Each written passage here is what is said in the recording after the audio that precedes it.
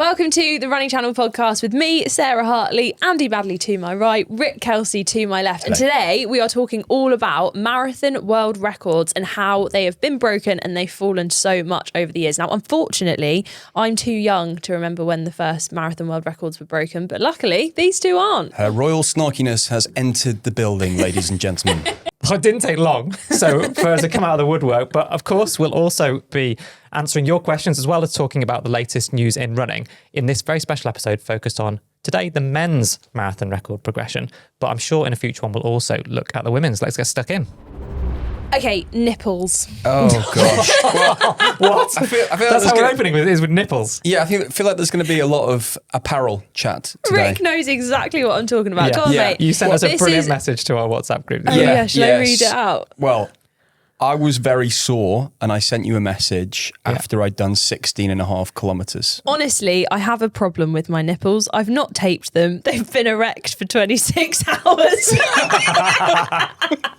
Just to be clear, Sarah's reading out Rick's message there. Yeah. They were. And you said literally fraying. So what happened, mate? Chat to us. The half marathon training's going well. I understand that you have problems with your nipples when you start doing your long runs and, you were synthetic materials and they might rub against your nipples and they chafe and mine were in a lot of pain. I get that. Did I completely they bleed? take that in. They did bleed, yeah. Mate. But Sarah's got no sympathy at all. I feel like that was like sulky sympathy from you. But it wasn't the bleeding that actually was the problem here. The problem was the fact that they didn't go down for a day and a half.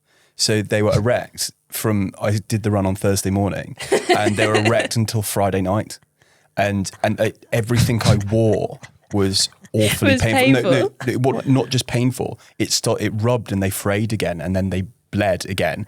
And I got to the stage when I've never done this. It started looking at the wash labels of clothes. And I had to go through all my different T-shirts and actually look at what was synthetic, what was cotton, and rule them out and put them in piles of synthetic and cotton and go for something called modal clothing, M-O-D-A-L. Modal is yew tree sap. Now, what are you talking about? Modal Why don't you just put a plaster on it like a normal person? Yeah, because yew tree sap is he okay? No. Seriously. Modal clothing is when they spin the sap of the tree, and sometimes when you get a really nice, top that feels really smooth and silky from one of the shops that I particularly like, which I won't mention, with 4 letters.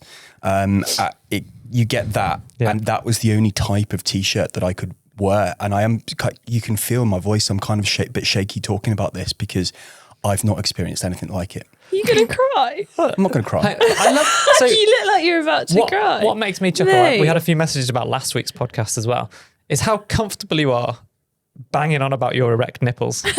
And how uncomfortable you are talking about your own poop. I'm not going to get them out. This is not kind of like, Joseph Merrick in Victorian London. That's good, because Andy's response to your message was, shall we demonstrate how to do it in the podcast? And I, for one, said no. Well, this is demonstrate how to tape them, yeah. Let's just say normally my nipples are a pinkish colour and now the tips of them are brown. That is too far. I don't think people needed to know that. Do you want me to edit it out? No. Well, no, keep that in. No, keep it in. Well, so for the half marathon race, what are we going to do? We're going to tape them. We're going to tape them. Well, I've got to do 18 this week, so... tape them for that. Are you okay? Yeah, I'm going to... I was going to sneeze. I thought it was... I'm going to leave this in. Sorry. I thought you were struggling with my content. No. I still had a lot of good content, but I was sneezing. Oh my God, this is absolute chaos. Right, okay. I'm very proud of your distance, though. 16.5 kilometres. Yeah. And you did the first 10 kilometres of that as part of a filming challenge for the running channel. Yeah, also, we're going to have to talk about... made the last 6.5 particularly bleak. As you put the camera down and just cried to yourself. Yeah. We're going to have to talk about your pace, because your pace is way faster than 5 past 2. Yeah, we've talked about this as well over the week. Like your 15k run was an average pace of 5:30 per kilometre, which is sub 2 pace.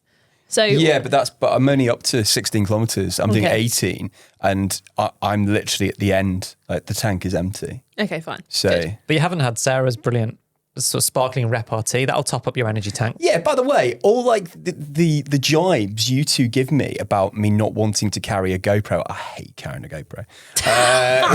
You know. Always so doing it was it a for you Berlin guys. Marathon last weekend. Yeah. Our Jess ran the Yes, Berlin she did. She didn't carry a GoPro. No, but she was going for like a full out PB attempt, couldn't talk. So Well, Right. and also, actually, none of us had any problem you've with... got me carrying the GoPro. We just said so the way that we classify is that back in the day, actually, Yeah. all of us and Anna, who else must have done it? I reckon we've made Mo do it as well. All of us have at some stage run like a PB attempt holding a GoPro. But then Tom came in and decided that he didn't want to run with a GoPro. And All right, so it's not just me. the new way of doing things is that if you're going for a PB attempt, we want to see full out. So we're taking the kind of recording pressure off of people. The reason we've given you stick is not because we weren't amenable to the idea of someone else filming you. We actually absolutely were, and we're on board Yeah, with that fully on already. It was board. more just the... How you said it. Yes, it was. It was like it was... I'm not carrying a GoPro. Yeah. I'm was not, like it was a I'm contractual not doing demand it. for your look rider. Look at my rider. The GoPro is not listed. All right, yeah. But can we talk about Berlin? Yes, let's talk about Berlin. It was a incredible day. Like, so good. I loved it. I watched Jess absolutely smash it out of the park. She had Taylor by her side, who, if you've watched the 10K video that she did earlier in the year, he paced her for that He's as well. such an interesting character. He's also the mastermind behind our Running Home for Christmas when Rick ran back to the Wirral last year. Yeah, And what's his name in the desert? Yeah, Spencer he recently Matthews? helped Yeah. Spencer Matthews do 30 marathons in 30 days on sand. And he's just a phenomenal guy. Flew in on the Saturday, picked up his bib, came for dinner with us, then woke up, ran a marathon on Sunday, and then flew back home. He's a machine, isn't he? Absolute machine. I But think also- he'd be a really interesting chat. Yeah, maybe we should chat to him. But Jess did so well. Like, you could really see how much she fought for it, and I've looked through some of the footage, and it's great. So And stay tuned for that video. Yeah, and for context, she was going in to try to break 3 hours for the marathon for the first time, having run 3 hours and 11 seconds. Yeah, in London 3 Marathon. hours and 10, so 10 11 seconds, seconds was was what she taking her needed, under. Yeah. And it just goes to show as well, like, just how hard that is. Like, I think it's so easy because I was there and I was tracking lots of people from across the board, like first marathon to actually quite a lot of people, because Berlin is so flat and so fast. You get a lot of people who are trying to PB. So I was tracking a lot of people going under the sub 3 hour mark. Mo ran 2:43. Yeah, incredible Manny, effort. who you would have seen on the channel as well, ran 2:44. Philly Bowden, who you would have seen on the channel, 2:25. Yeah. 9th fastest British female marathon Yeah, runner in spectacular. history. Callie Thackeray, who came back from Olympic Marathon Redemption, again, another British female marathoner, ran 2:21.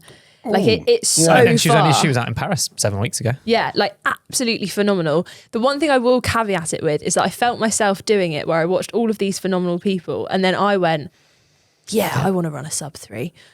Did you? And it's no, can I do that right now? Absolutely not. I think it's very... What is that pace? What is sub 3 pace? 4:15. You kind of have to sneak under 4:15 in order to go sub 3 kilometre. per kilometre. Hey, you've hijacked this, Sarah, because we've done kind of it's very important, but we've done news, haven't we? I know, sorry. Oh, No? yeah, sorry. News. All of that was news. No, but it was really exciting because that's and your update for running, right? That's what you've been Yeah. experiencing over the weekend as behind the scenes for the running channel this time instead of being on camera, which is really cool. Yeah, so it was really, really cool. I had a lovely time. And I went out and did a little interval session as well whilst everyone else was doing their shakeout runs. Nice. I'm racing a half marathon this weekend. Are you? Kept that one a little bit under wraps. Another one really just did the big half. You Yeah, allowed I to know. say? So I'm doing, it's called the Thames Meander. It's like quite a small little race on Sunday with a friend who is basically wants a PB as well. I feel like in big half, I went for it and then I lost it a little bit at the end. Yeah. But actually I went out and did this interval session with Tito at the weekend in Berlin. And when we finished it, it was four by a K. It was a session on his plan. And then the last one we tried to go a little bit faster and we finished it and he was like, Sarah, you're back. And I was like, I do feel like I'm back. That felt really like I didn't get the fear when it felt hard. I was like, no, come on, push through. So And Tito's your motivator, isn't he? Because he did sort of run away from you a little bit in the big half. yeah, so he ran 1:41, which I mean, I'm going to aim for sub 1:45 and then hope for a speed up at the end, because I watched so many people do that in the marathon as well, and I want to know what that feels like. Yeah, that's my target in Malaga is like, can I just go a little bit quicker towards the end? Yeah. The opposite of last year. Yeah. But how's your running going? big 40 minutes of running. So, I mean, that's scary to say, oh, I'm excited. I'm up to 40 minutes after my calf injury. 12 weeks to go until the marathon. Mm-hmm. So 40 minutes does not feel like enough. 12 weeks until Malaga. Yeah. Wow. Scary, that, isn't it? Very exciting. So I am feeling both positive about the rehab and terrified about how far I've got to go in the next 12 weeks. And especially because Mo ran 2:43. Mo's presenter on the running channel. You now need to run 2:42. Yeah, I mean, that's how my brain works. Immediately seeing that result, I was very excited for him at the same time. But you got that in your wheelhouse. He's moved my goalposts. Yeah. That's a dangerous thing. Speaking of marathons. Yeah, let's do it. Let's talk about marathon time. So, like we said, we're focusing on men's marathon times, but equally what I think is interesting is that there's always been this thing through history of like breaking the big barriers. It's like there's what we'll go through is it's always talking about breaking kind of the next big time goal. There was never kind of a focus on like, can they break 2:17 or whatever. So currently as it stands right now with records for men, it's that 2 hour mark, breaking that in competition. For women, it's that 2:10 mark. But what's really interesting is from where we're going to start off with, like if anyone's run a marathon in sub-3, that's where we're starting, which is really cool just to see how like what hundreds of people kind of can accomplish every year now. Yeah. The elites were starting with all the way back in 1908. Yeah, and then we're going to go through it, but like the big chunks that are still coming off actually. I mean, the women's record's been improved in the last few years from 2:15, Paula Radcliffe's record, which stood forever, it felt like, to now Tigst Asseffa's record, which I believe is 2:11. Yeah, 2:11:53. Yeah, so those huge chunks are coming off, and we'll talk about why. But I suppose it's that weird comparison to other events in track and field and running, where, you know, if the world record in the hurdles or the 100 or whatever gets broken by a 10th or a 100th, that's a big deal. Yeah. And they're still lopping big chunks off. And then we're going to talk about, you know, let's go in with the first official sub-3 marathon, which was in 1908, the first time that the Olympics was run over the official distance. Yeah. Which was 2:55 by Johnny Hayes.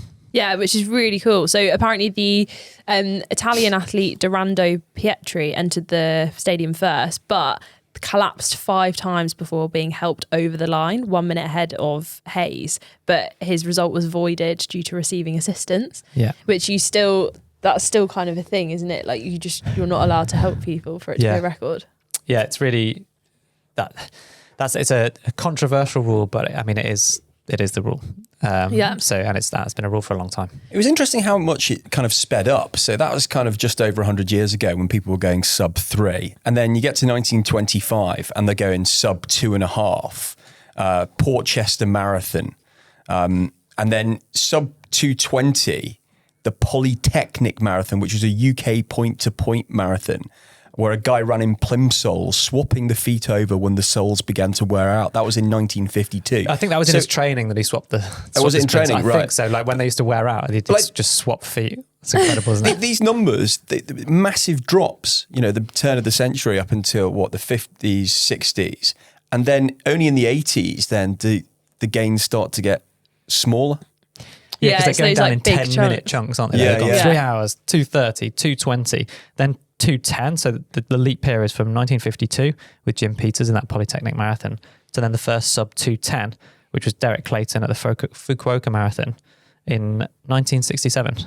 Yeah, that's amazing, isn't it? It's 15 years and a whole 10 minutes. Yeah, 2:09:36. But then if you think about that now, actually, the times are getting even smaller because like 15 years, if you think of like how many records have been broken in the last 15 years, we're getting even closer. Yeah, and just I think about, I mean, that period, I think the 60s, 70s as well, was famous for slightly bonkers training regimes as well. So Derek Clayton there, who broke that record, ran the first sub 2:10. He was working full-time as a draftsman whilst putting in 200 miles a week in training, not 200 kilometres a week, and 200 kilometres a week would be high.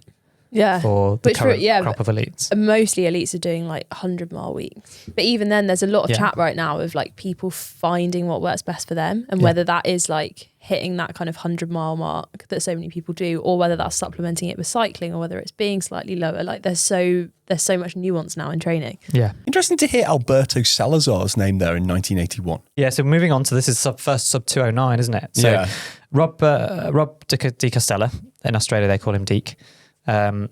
Again at the Fukuoka Marathon. So it's interesting there. There's a theme that was clearly a very fast marathon.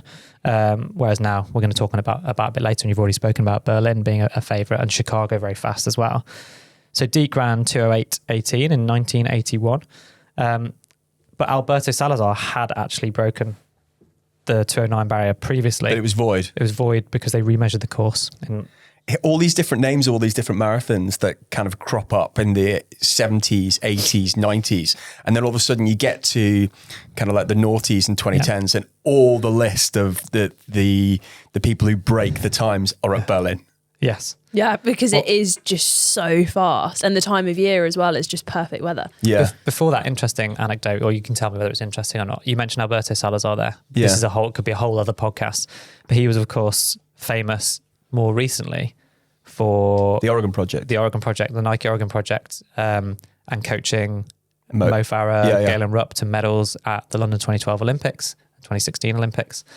And then I say he's a controversial figure because he's subsequently been banned for multiple different things from athletics. So multiple documentaries about that. Yeah. It's a whole other podcast in itself, and I'd be worried about me this time libeling us, so let's not go into that in any more detail.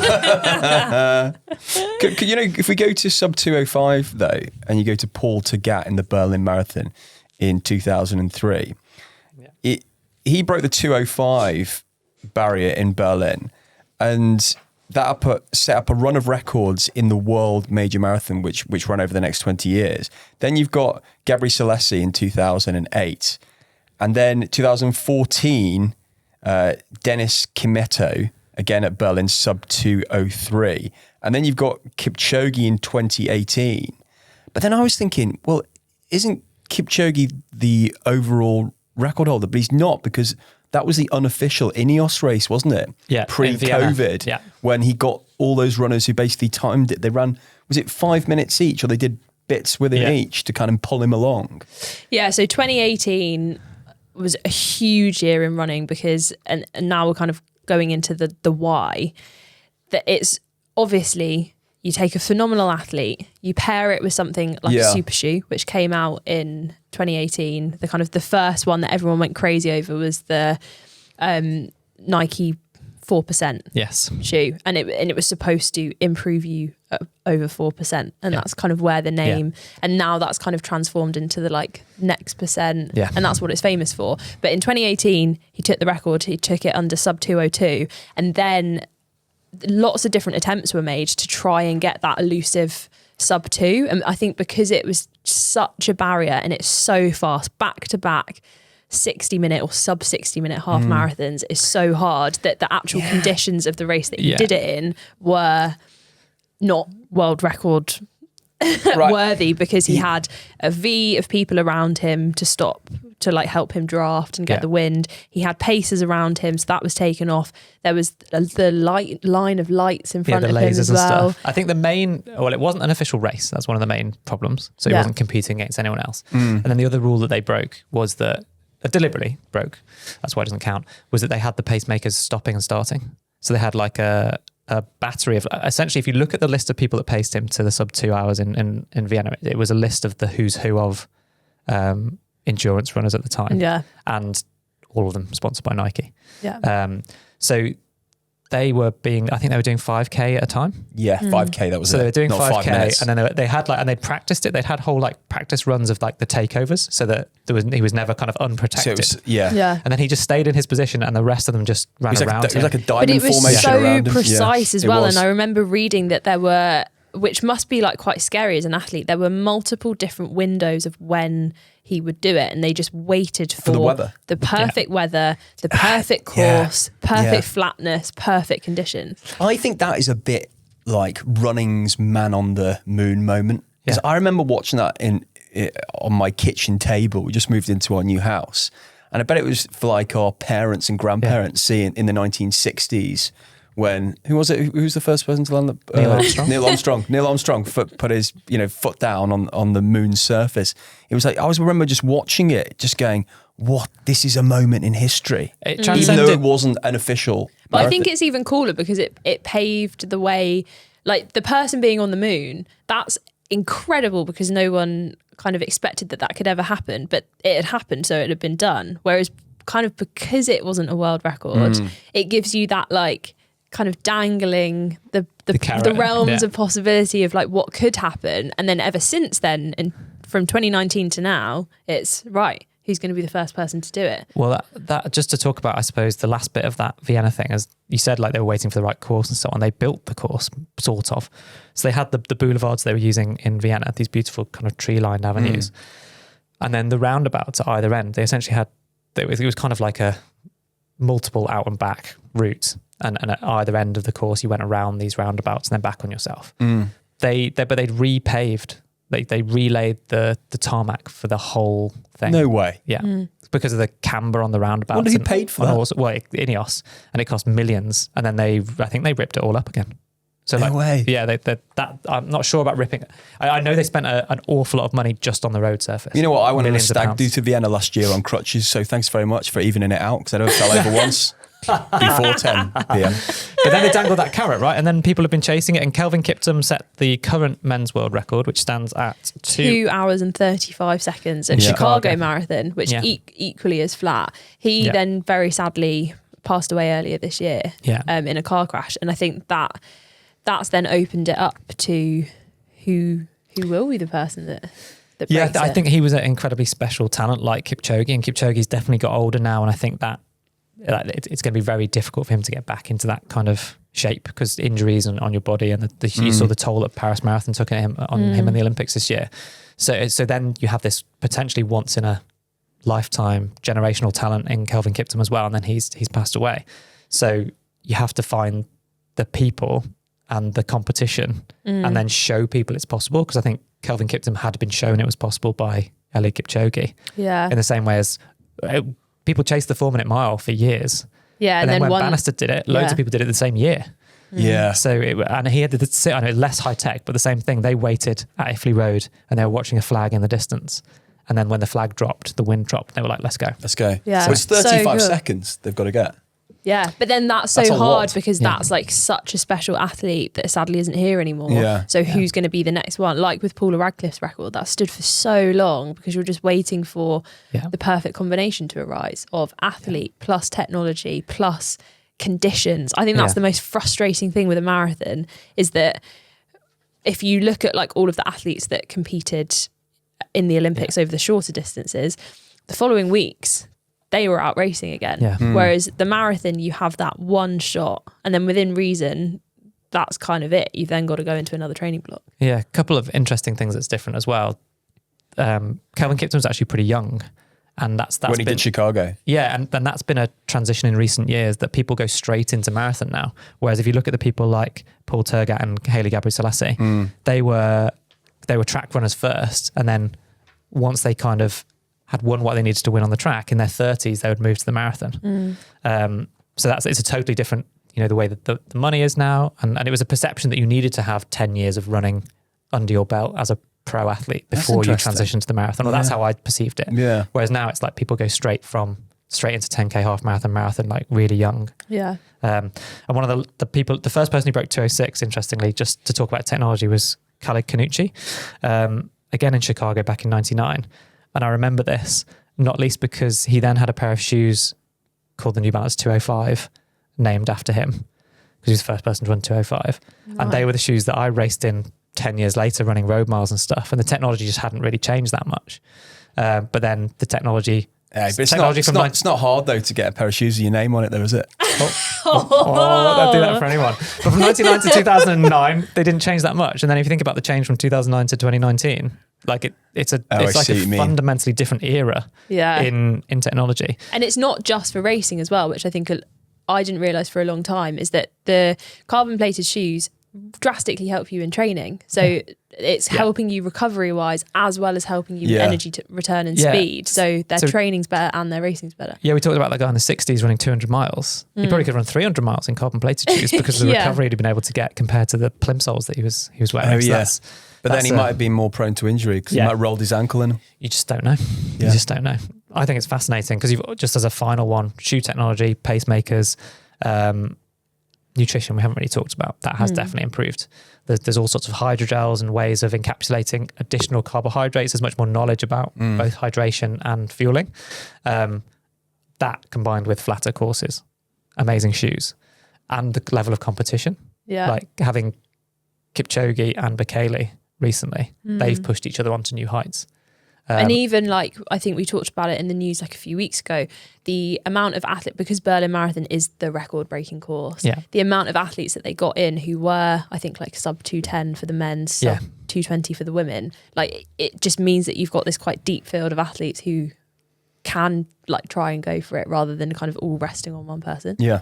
Yeah, some combination of competition and technology is going to be required, I think, to make that leap now to go sub 2 hours for the men and potentially sub 210 for the women. Yeah, I'm interested to see what happens. I've got a sneaky feeling looking at some of the technology that's coming out that also clothing might have something to do with the record that finally gets broken. Yeah, there was all sorts of bonkers stuff at the Paris Marathon in the summer, wasn't there? Those ceramic headbands that were supposed to give you extra evaporation from the cool heat. You down. Yeah, exactly. Yeah, but then also like compression clothing and nipple tape. Yeah, that's going to be the game changer for you. That's going to take you from 205 to 159. So we'll go. But let us know if you've got any questions. You are listening to the Running Channel podcast. Up next, we've got news followed by some feedback from you and some lovely questions. Okay, first bit of news, bit of a weird one. Do you ever or have you ever edited your Wikipedia page? Oh, yeah. Do you have a Wikipedia page? I don't think I do, but you do, which I didn't realise for ages. Have you ever edited your Wikipedia page? No, I haven't. No. Who edits it for you? I don't know. Nobody. I didn't make it. Someone else edits it. And I have had people hack it in the past and write silly things on it. Oh, love probably it. You, was it? Like what? But this is all of this we're talking about because ultra runner Camille Herron has been caught up in some controversy of editing both her own and other prestigious ultra runners' Wikipedia pages. Yeah, what's the problem with editing your own though? Nothing on its own. You can edit your own, but it has to be factual and you have to provide references to it. Yeah. So if you were to make a statement that is like the greatest ultra runner of all time, then you need to be able to back that up with evidence. And also that's quite subjective, right? So you'd have to say something like has been described as and then reference like a reputable news outlet that had described her as that. I see. So there's a lot of they haven't really got to the bottom of what's happened yet. No. Her and her husband are both kind of in the spotlight for potentially having tampered with. He's now released a statement which said it was just him.